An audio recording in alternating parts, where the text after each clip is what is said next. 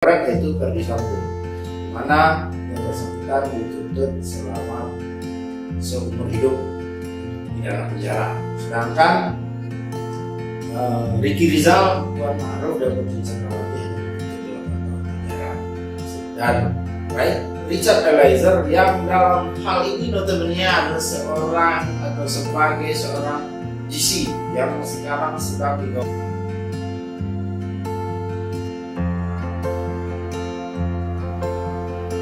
Assalamualaikum warahmatullahi wabarakatuh. Alhamdulillahirrahmanirrahim. Wassalatu wassalamu ala rasulillah wa ala alihi wasahbihi. Syukur kita kehadiran Allah Subhanahu wa taala. Selalu tidak lupa dan tidak luput kita menjadikan sebagai bentuk rasa syukur kita sebagai insan yang bertakwa, insan yang tauhid kepada Allah Subhanahu wa taala.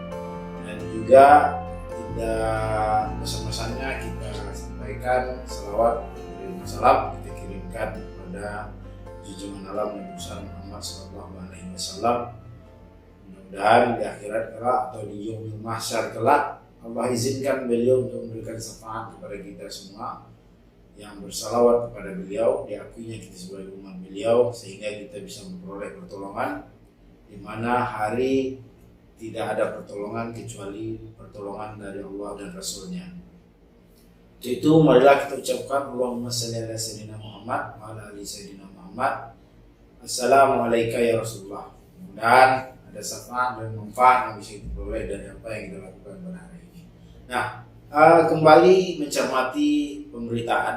Kebetulan saya lagi di depan layar komputer sedang baca tentang tuntutan terhadap Richard Eliezer atau yang biasa kita kenal dengan sebutan Baradae. Nah, Baradae ini adalah salah satu terdakwa yang ada di dalam kasus atau tindak pidana pembunuhan berencana sebagaimana yang diatur di dalam pasal 340 KUH pidana kita. Ya. Kita masih menggunakan KUH pidana yang baru karena apa? Karena yang pertama, tindak pidana ini terjadi sebelum pengesahan undang-undang kitab undang-undang hukum pidana kita yang baru. Yang kedua juga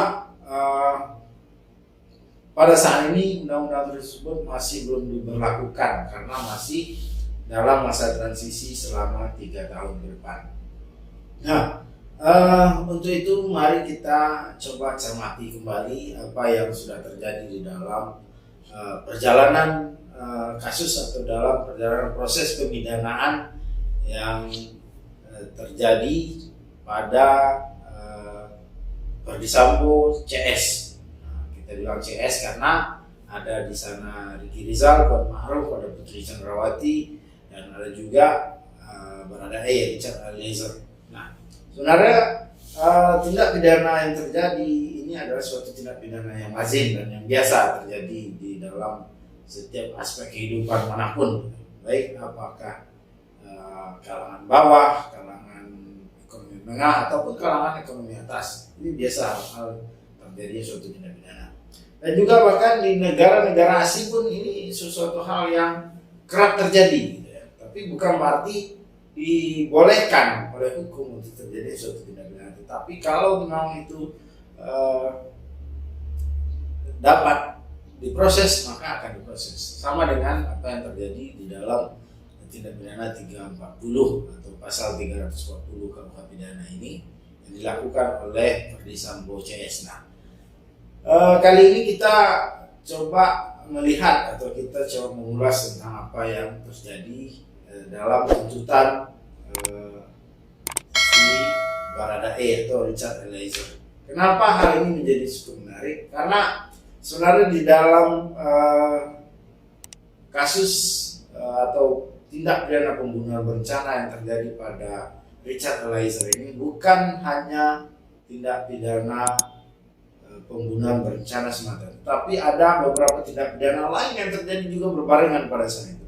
Ada obstruction justice, ada juga terjadi pelanggaran undang-undang ITE. Nah, ada lagi terjadi laporan dari PC sendiri yaitu perbuatan pelecehan seksual, dan lain-lain. Sehingga hal ini itu menarik untuk kita bahas. Nah, tetapi yang pada saat ini yang perlu kita bahas ini adalah tentang masalah tuntutan 12 tahun terhadap Richard Eliezer, di mana jaksa penuntut umum pada saat membacakan tuntutannya di depan persidangan Pengadilan Negeri Jakarta Selatan itu menyatakan secara sah dan meyakinkan bahwa Richard Eliezer ini terbukti secara sah dan meyakinkan melanggar pasal 340 KUH pidana junto pasal 55 ayat 1 ke 1 KUH pidana. Nah, yang menarik jadi pembahasan di sini adalah bukan karena Richard Eliezer-nya seorang barada atau seorang bawahan atau seorang ajudan, tapi ada variasi tuntutan yang terjadi di dalam perjalanan proses pemidanaan ini. Yang pertama kita bisa lihat atau bisa kita sorot itu adalah Ricky Rizal, salah satu juga terdakwa dalam kasus ini, dan juga Kuat Ma'ruf itu dituntut 8 tahun penjara, dan juga Putri Chandrawati juga dituntut selama 8 tahun penjara. Sedangkan Ferdy Sambo sendiri itu dituntut dengan tuntutan seumur hidup. Nah, seperti yang sudah saya jelaskan di dalam video-video saya sebelumnya, ada di mana dalam pasal 340 itu ada 4 jenis ancaman hukuman. Yang pertama ada ancaman hukuman mati, ancaman hukuman seumur hidup, waktu tertentu, dan paling lama 20 tahun. Nah, menariknya dari beberapa terdakwa ini ada yang paling berat dan juga ada yang paling ringan. Nah, yang paling berat yaitu Ferdy Sambo, di mana yang bersangkutan dituntut selama seumur hidup pidana penjara. Sedangkan Ricky Rizal, Kuat Ma'ruf, dan Putri Chandrawati hanya dituntut 8 tahun penjara. Dan Richard Eliezer yang dalam hal ini notabene adalah seorang atau sebagai seorang GC yang sekarang sedang digaung-gaungkan, atau bisa kita kenal dengan istilah justice collaborator. Dia yang memberikan suatu keterangan yang mengungkap segala apa yang terjadi di dalam tindak pidana ini, sehingga makin melapangkan jalan atau makin memudahkan suatu proses yang dilakukan oleh aparat penegak hukum. Nah, apa yang terjadi di dalam kasus atau di dalam tuntutan Richard Eliezer? Richard Eliezer dituntut selama 12 tahun penjara. Nah, hal ini bagi pengamat hukum ataupun bagi kemarin saya juga baca tentang kekecewaan yang disampaikan oleh Edwin Partogi, salah satu komisioner dalam Lembaga Perlindungan Saksi dan Korban. Nah, dia menyatakan di sana di dalam pemberitaan tersebut bahwa orang akan berpikir untuk menjadi justice collaborator. Karena apa? Karena tidak ada pengaruh terhadap suatu proses tuntutan yang terjadi. Bahkan si Baradae atau Richard Eliezer ini lebih berat ketimbang para pelaku tindak pidana lainnya seperti Ricky Rizal dan Kuat Ma'ruf serta Putri Chandrawati. Nah, kenapa hal ini terjadi? Kita juga bisa menjadi suatu acuan ke depan bahwa justice collaborator itu tidak menjadi suatu jaminan bahwa saudara atau siapapun itu akan dituntut lebih ringan.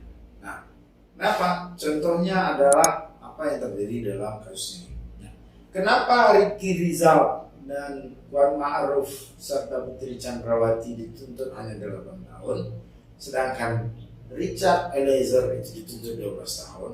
Kita perlu memahami bahwa proses peradilan pidana itu dilengkapi dengan bukti-bukti. Dia juga akan menentukan perannya apa dan bagaimana peran dia di dalam terjadinya suatu proses tindak pidana.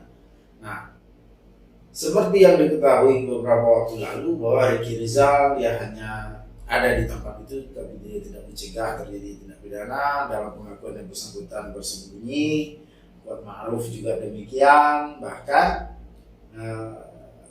Putri Chandrawati mengaku pada saat terjadi tindak pidana pembunuhan berencana tersebut, mengaku sedang berada di lantai 2 kalau saya tidak salah, kalau saya mau koreksi ya.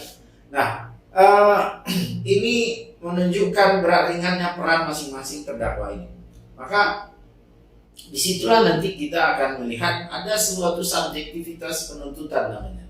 Nah, sedangkan di dalam asas hukum pidana itu sendiri, orang yang melakukan perbuatan dengan yang membantu melakukan perbuatan yang turut serta melakukan itu adalah dituntut dengan pasal atau dikenakan ketentuan hukum pidana yang sama.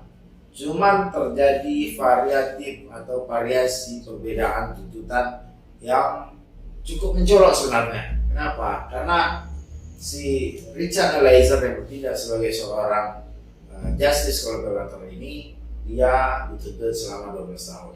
Nah, tentu saja jaksa di dalam mengajukan atau menjatuhkan tuntutan selama 12 tahun kepada Richard Eliezer ini mempunyai suatu alasan-alasan hukum, mempunyai suatu bukti-bukti yang menyatakan bahwa Richard Eliezer ini pantas untuk dituntut selama 12 tahun.